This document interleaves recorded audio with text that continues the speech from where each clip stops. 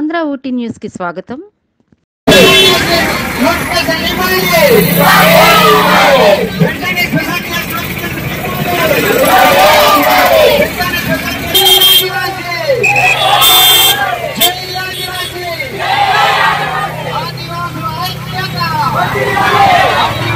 Participation ని నేను కోరుకుంటున్నా. ఎందుకంటే ఇది very very very very important. ఈ GOMS నెంబర్ 3 అనేది ఎంత మన భవిష్యత్తుల్ని రాబోయే మన జనరేషన్స్ టుగెదర్ ని ఎలా మార్చబోతుందో మీ అందరికీ తెలుసు. అలాంటి ఒక దాన్ని మనం పునాది వేసుకోవాలంటే మన పార్టిసిపేషన్ ఎంత ముఖ్యమంటే మీ పిల్లలు వాళ్ళ పిల్లలు జనరేషన్స్ టుగెదర్ కూడా లాభపడే విధంగా ఎటువంటి ఇబ్బందులు తలెత్తకుండా దాని తర్వాత మీ అభిప్రాయాలు ఏం చెప్పాలనుకుంటున్నారో రాసుకుంటారు.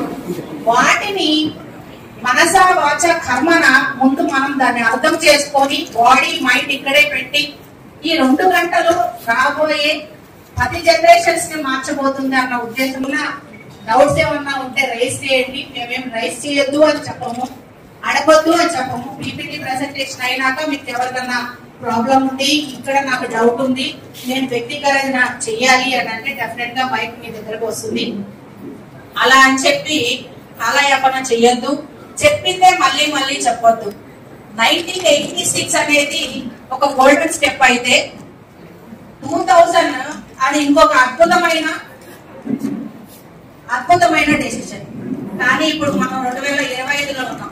ఇది ఇంకా మహా అద్భుతం కావాలని మీ అందరి భాగస్వామ్యం అందులో ఉండాలని కోరుకుంటూ నాకు అవకాశం ఇచ్చిన పిఓ గారికి, ఇంత గొప్ప అరేంజ్మెంట్స్ చేసిన వాళ్ళ స్టాఫ్, పిఓ గారి యొక్క hands and ice and legs వాళ్ళందరికీ, అలాగే పిలవంగానే ఏదోలే వాళ్ళు చెప్తూ ఉంటారు పోయి ఏం ఉపయోగం ఉంది అని అనుకోకుండా ప్రజాప్రతినిధులు అయితే ఏంటి, అలాగే మన లీడర్స్ ఆర్గనైజేషన్ యొక్క రిప్రజెంటేటివ్స్ అయితే ఏంటి, వేరే డిపార్ట్మెంట్స్ లో చేస్తున్న ఆఫీసర్స్ ప్లస్ మహిళలు, ముఖ్యంగా ఆదివాసీ మహిళలు బయటకు వచ్చి ఈ రోజు మాట్లాడగలుగుతున్నారు అని అంటే ఆ ధైర్యం మన డిపార్ట్మెంట్ ద్వారా వాళ్ళకి ఇవ్వగలుగుతున్నామన్న ఆశతోటి, అలాగే దీన్ని చక్కగా కవర్ చేస్తున్న మన మీడియా మిత్రులు వాళ్ళు కూడా రంపచోడవరంలోను అలాగే పార్వతీపురం మన్యంలోను ఇక్కడ చాలా పాజిటివ్ గా దీన్ని ముందుకు తీసుకెళ్తారని, వాళ్ళందరూ ఇక్కడికి విచ్చేసి దీన్ని సక్సెస్ఫుల్ గా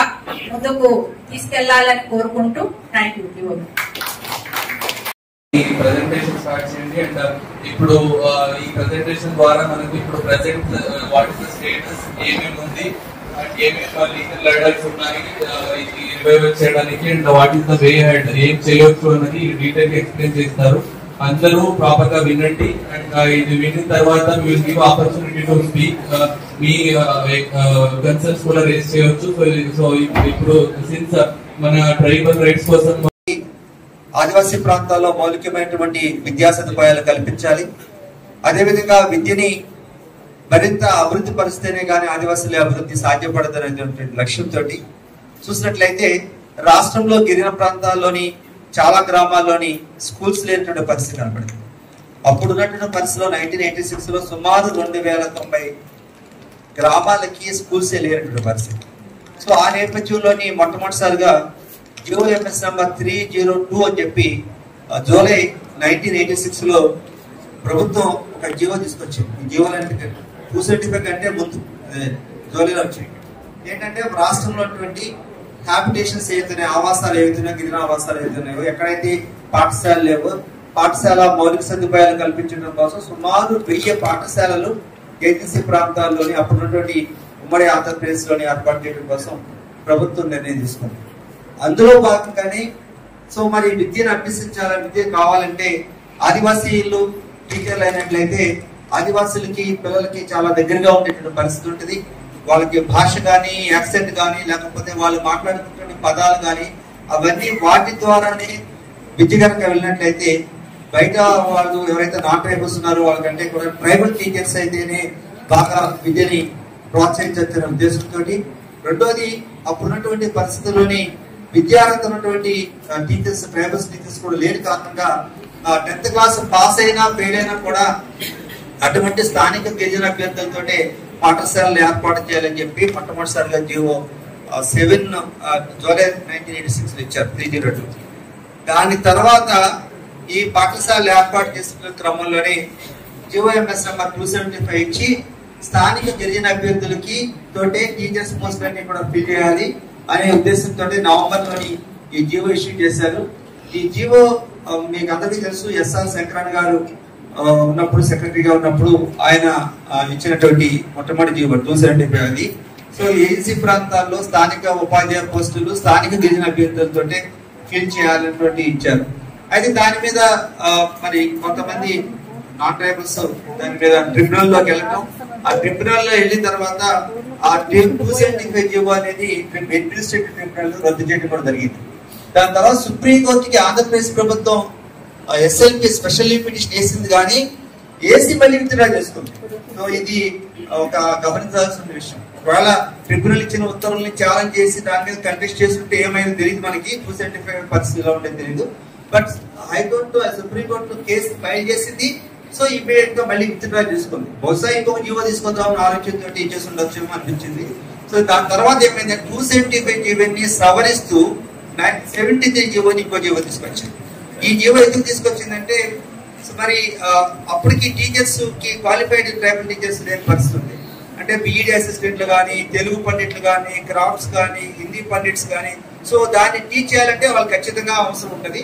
మరి ట్రైబల్స్ లో లేదు కాబట్టి సో ఒక స్టాప్ గ్యాప్ అరేంజ్మెంట్ తోటి 89 రోజులు ప్రాతిపదిక మీద ఎక్కడైతే ట్రైబల్స్ కి క్వాలిఫైడ్ ట్రైబల్ టీచర్స్ లేరో ఆ స్థానాల్లోని ఆ ప్లేసుల్లోని సో నాన్ ట్రైబల్ టీచర్స్ కూడా అపాయింట్ చేసుకునే విధంగా 73 జీవోని 275 జీవో ఏదైతే 100% రిజర్వేషన్ దాన్ని సవరిస్తూ ఒక జీవోని 73 జీవో తీసుకురావడం జరిగింది. సో మళ్ళీ ఇది క్వశ్చన్ చేస్తూ హైకోర్టులో non tribals writ petition file చేశారు.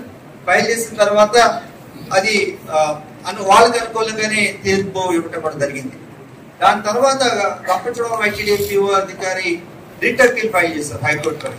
ఇది 73 జీవోని సపోర్ట్ చేస్తూ వేస్తే రిట్ అప్పీల్ లోని అనుకూలంగా ప్రభుత్వానికి అనుకూలంగా 73 జీవోని అప్పీల్ చేస్తూ దానికి తీర్పు ఇవ్వడం కూడా జరిగింది. సో దాని తర్వాత నాన్ ట్రైబల్స్ మళ్ళీ సుప్రీంకోర్టుకి వెళ్ళడం జరిగింది. అంటే హైకోర్టులో ప్రభుత్వానికి అనుకూలంగా తీర్పు వచ్చినప్పటికీ కూడా అక్కడితో ఆగకుండా నాన్ ట్రైబల్ అపాయింటీస్ ఎవరైతే ఉన్నారో వాళ్ళు మళ్ళీ సుప్రీంకోర్టుకి కేసు వేయడం జరిగింది.